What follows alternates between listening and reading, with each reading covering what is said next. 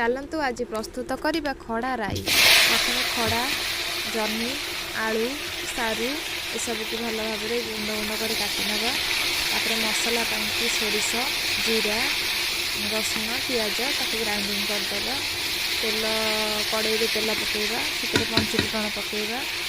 परिवा जो कटा होता खड़ा परिवा सब पकईकी भल भाव भाजा। भाजी सारिकी कौन करवा हलदी लंका गुंड लुण आप मसलार लंका बाटिथे ताले लंका अवॉइड करेंगे ना आप पछरे लंका गुंड पकई पारे।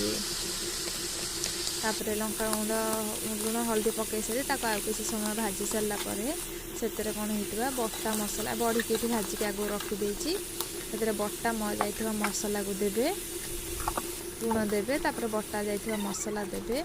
मसला दे सारी कषिबे ये भल भाव कषि सारापर से जो भाजिक रखाई बड़ी पकईबे पकईकि आवश्यक मुताबक पानी देवे जमी खड़ा आलूटा जो परिवा सब पड़ी से सब भल सीझी पार।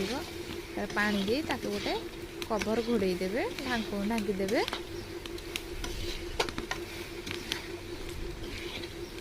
तापर मझिरे मझिरे काटिकी चेक करदे से सीझिला ना नहीं।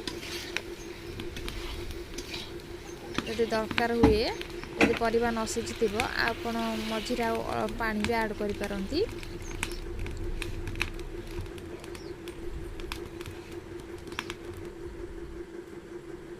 तापरे आमर प्रस्तुत हो गला। एबे आमर सब खड़ा परिवा सीझी गला। एबे प्रस्तुत हो गला आमर खड़ा राई।